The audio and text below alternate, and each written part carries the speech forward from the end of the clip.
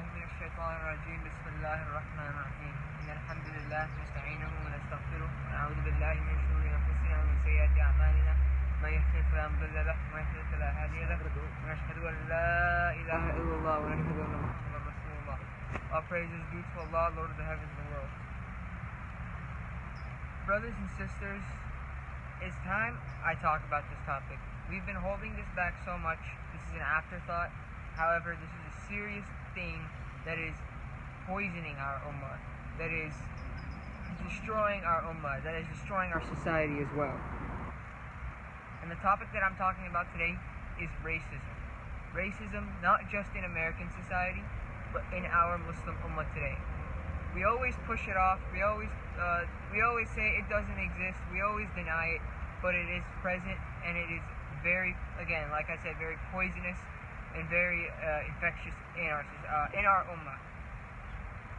This is very important because this issue is growing and it's very major, but we keep pushing it off, but it keeps tearing apart our ummah, it keeps tearing the Muslim brotherhood, the sisterhood apart.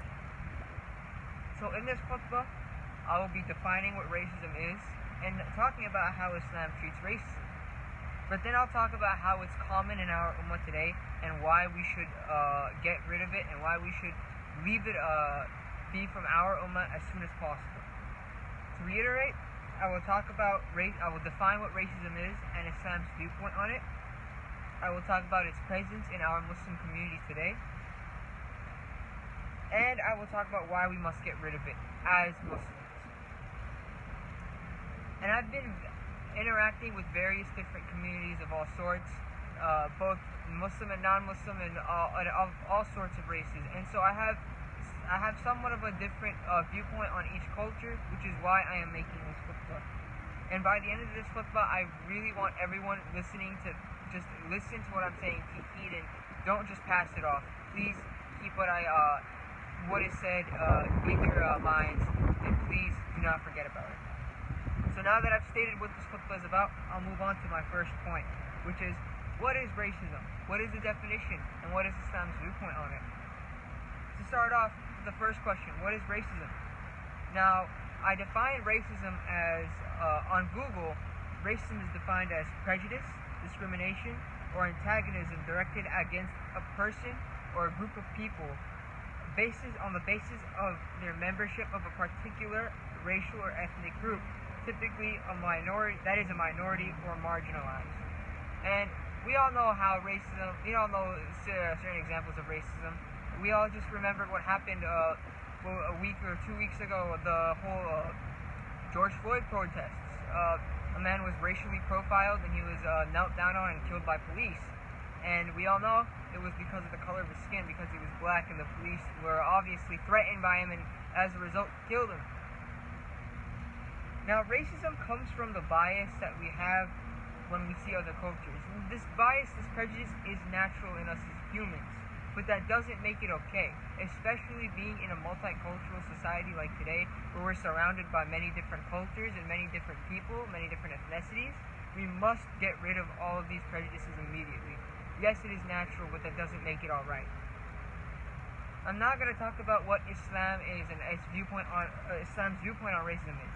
As we all know, the Prophet Muhammad sallallahu alaihi wasallam once said, "The white man is not better than the black man, and the black man is not better than the white man, except in piety and righteousness." And that's one thing that we hear a lot. It's the final sermon, but what exactly does it mean? Like, what exactly does it truly say? And the Prophet sallallahu alaihi wasallam wasn't just someone who said things and did whatever. He would act based on the way he would speak. Many of his sahabas came from different ethnicities and different races. For example, one of the most popular, the first man to ever give the adhan, Bilal ibn Rabah, who was a black man. You know, one of his closest sahabis, Salman al-Farisi, who was Persian, not Arab. It was clear that many of his sahabis were not Arab and were of different races. And it's not just the Prophet ﷺ's time in which we see how Islam is vocally against racism. Let's go back 60 years to the 1960s. Malcolm X once went to Hajj and he said that America needs Islam to help solve its racial issues. And that was something that I personally took, and I realized, like, racism is a problem that has been a problem in society forever. And Islam was one of the first solutions to racism by telling everyone that people are equal based on the color of their skin. So I've just talked about what racism is and Islam's viewpoint on it, but how is it present in Muslim communities today? Well, let's start off with the main cause, like I just said, of racism in Muslim communities: natural prejudice. As I mentioned before, humans are naturally prejudiced. It's in our nature. When we see someone that's different of us, we tend to sometimes think negatively. But we must extinguish all of these prejudices, because these prejudices do nothing but harm us. And you might be wondering, okay, so we have prejudices, but where is it present? Like, where do we act upon this? Well, there's been numerous stories, and I've heard this from many friends of mine, especially my friends who are Latino Muslims and Black Muslims.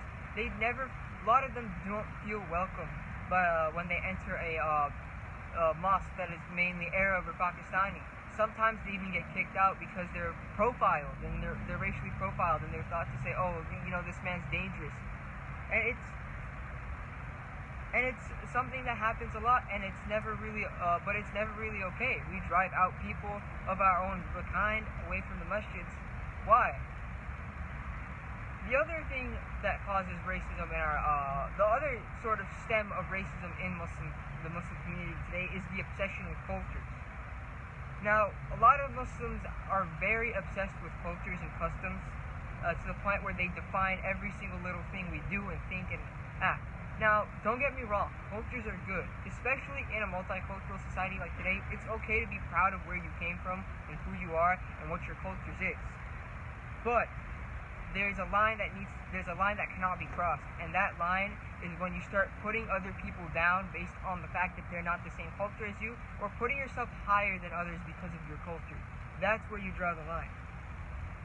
And I'll bring up an example of this is a very touchy subject that I'll bring up in our Muslim community: marriage.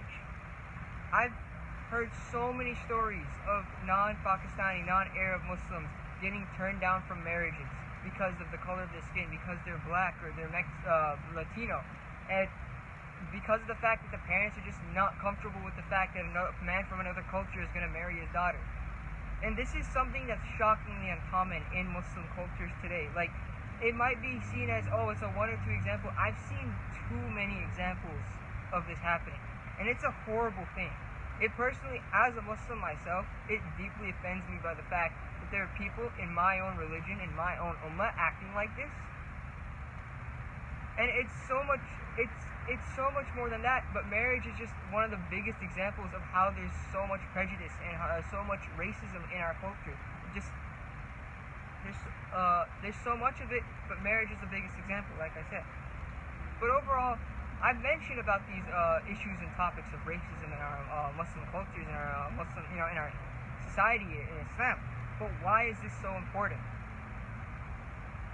And that is exactly what I'm going to be talking about right now. Why we should extinguish all these racial beliefs and all these racist beliefs inside our Muslim ummah immediately. The first thing that it does is turning away converts. There's a common belief that a lot of people convert to Islam and then leave immediately. Why? And the reason is that we, as Muslims, we failed them. You see, I grew up as a Muslim. I was born and raised in a Muslim family.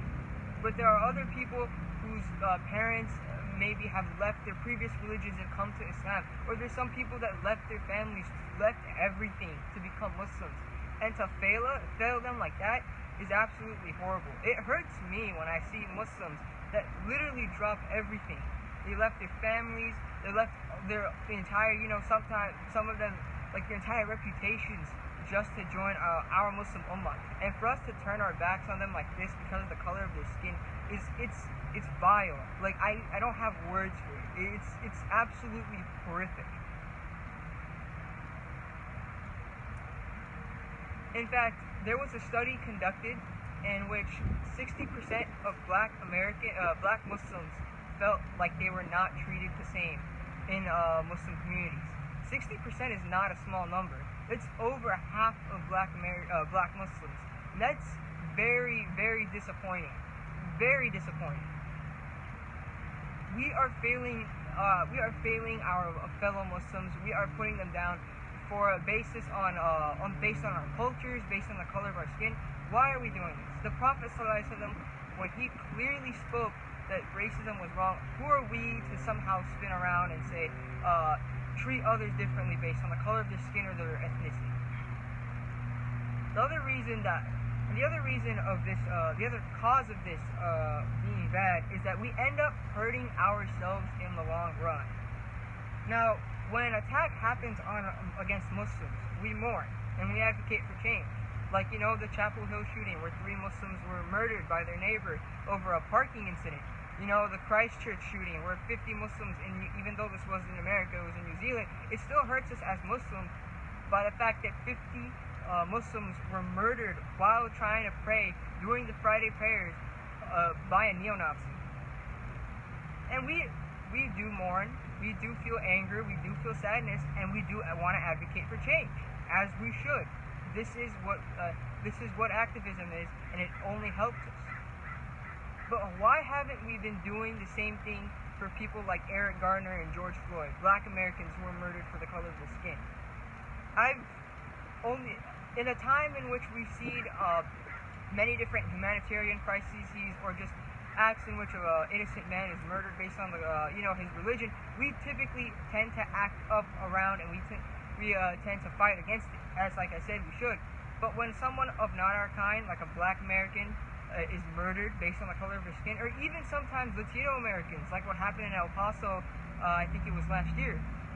When things like that happens, we're silent about it. Only a few Muslims are actively speaking up about the Black Lives Matter movement. Why? Why are we so silent about other people?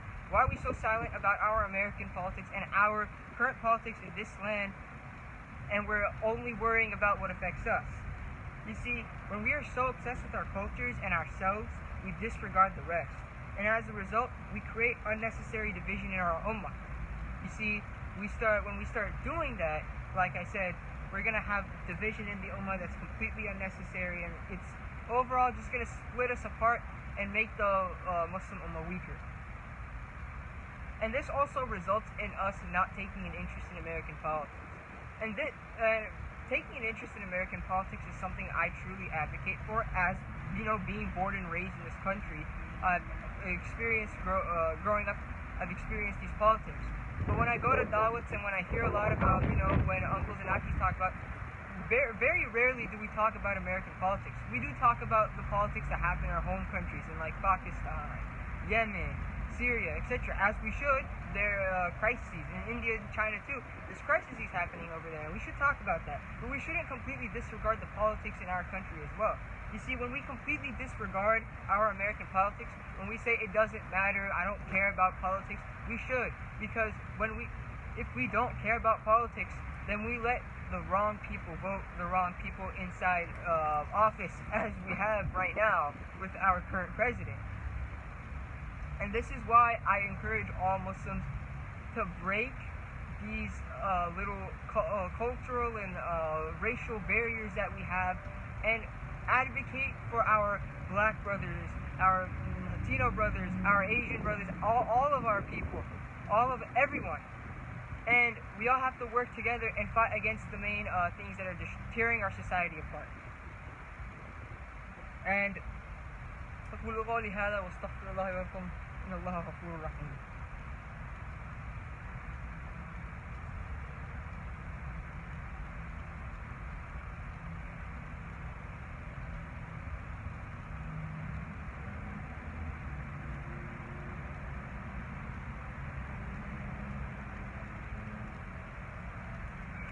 أعوذ بالله من الشيطان الرجيم. بسم الله الرحمن الرحيم. رب اشرح لي صدري ويسر لي أمري واحلل عقدة من لساني يفقهوا قولي.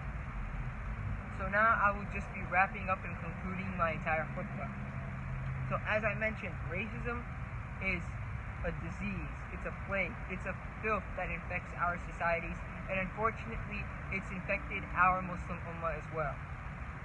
And this is a serious topic. It's a topic that we can't just keep pushing around and saying, oh, it doesn't exist, oh, it's just a few stories, oh, but this is how we are. We can't keep doing that. We have to end it immediately in our ummah. It is not only necessary based on our deen, but it's also necessary based on preserving our ummah together and not creating unnecessary division.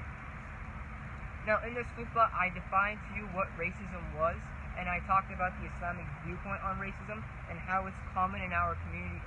Then I talked about how it's common in our communities today, from the way how some Black and Latino Muslims are kicked out of mosques because they're not seen as welcome, or to the point where some Muslims that convert to Islam are denied marriages because of the color of their skin or their ethnicity. And then I also talked about why we should get rid of it, because like I said, it tears apart our ummah and we are breaking the rules of our deen. As I said, I first defined what racism was in the Islamic viewpoint. I talked about how it was present in our communities, and I talked about why we should get rid of this. And inshallah, by the end of this khutbah, I really want you guys to just take heed into what I said. Don't just pass it off as another kid talking about racism in 2020. Racism is not dead, and it's ever so present. I see it all the time, and I see it all the time in our societies as well. And it's something that we seriously need to address and we seriously need to take down. I ask Allah to protect us from all harm now and in the future. I ask Allah to help reopen our masjids so that we can all get together again and rebuild our communities again. And Allah, I seek in refuge from you from all sorts of harm and oppression. And Allah, I ask help for the Black American communities out there who are being oppressed. Allah, I ask help for the Latino American communities who are being oppressed out there. Allah, I ask help for the Asian American communities who are facing oppression here. Allah, I ask help for the Muslim American communities who are facing oppression and hatred in this. Allah, I ask help for people in Yemen who are starving, who are being murdered, they're being starved. Allah, please protect them and help them from this oppression.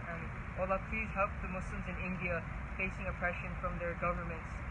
Allah, please help the Muslims in China. Allah, please help the Uyghurs. Please help them please help save them from this oppression. Allah, please admit us all in Jannah, and Allah, please make us all members of Jannatul Firdaus. Ameen. Wa aqim as-salah.